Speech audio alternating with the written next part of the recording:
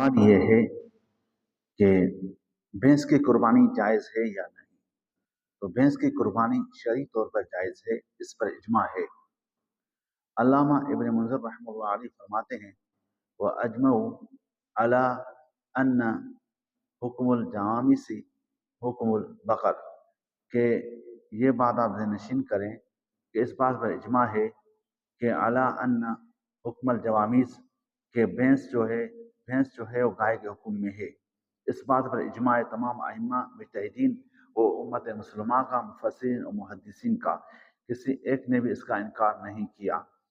मुवत्ता इमाम मालिक में इमाम मालिक रहमतुल्लाह फरमाते हैं कि इन्नमा हिय कुल्लुहा बकरा, कि ये जो भैंस है ये सारा का सारा जो है गाय के ही हुक्म में है और गाय के ही जिन्स में है। मुसन्निफ इब्न अबी शैबा में हसन बसरी रहमतुल्लाह अलैह फरमाते हैं तू सबुल जवामीसु मअल बकर, के भैंस को जो है वो गाय के साथ हिसाब किया जाता है, गाय के साथ जो है उसको शुमार किया जाता है। इसी तरह सुफियान सौरी रहमतुल्लाह अलैह ने मुसन्निफ अब्दुर रज़ाक में भी ये बात मज़कूर है कि सुफियान सौरी रहमतुल्लाह अलैह भी फरमाया करते थे कि अल बकरो व जवामीस सवाउन, कि ये जो है भैंस और गाय जो एक ही हुक्म है।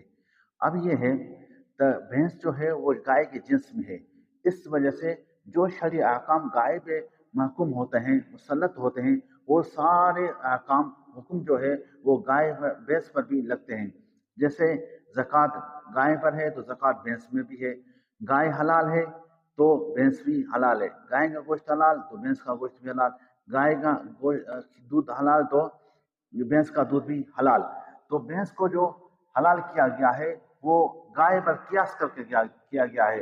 तो बाइनी इसी तरह जिस तरह गाय की कुर्बानी जायज़ है तो भैंस की कुर्बानी भी जायज़ है। हाँ, कुछ लोग जो कहते हैं कि भैंस की कुर्बानी साबित नहीं, तो हम उनको पहला सवाल ये करते हैं कि पूरी उम्मत में किसी ने इसका इनकार किया। दूसरा अहम सवाल हमारा यह है कि आप भैंस की हिल्लत और हुर्मत कुरान और हदीस से साबित करें। भैंस को अरबी में जामुस कहते हैं।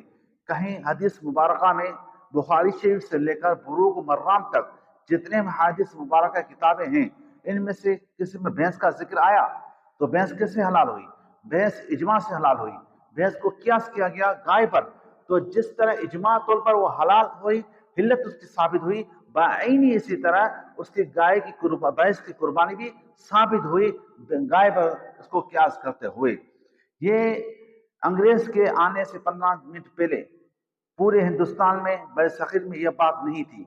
हिंदुस्तान अंग्रेज के आने के बाद ये फितना एक निकला जिसने अहनाफ के खिलाफ और इजमा उम्मत और तवातुर के खिलाफ बातें करने लगे। अल्लाह ताला हम सबको हिदायत अता फरमाए।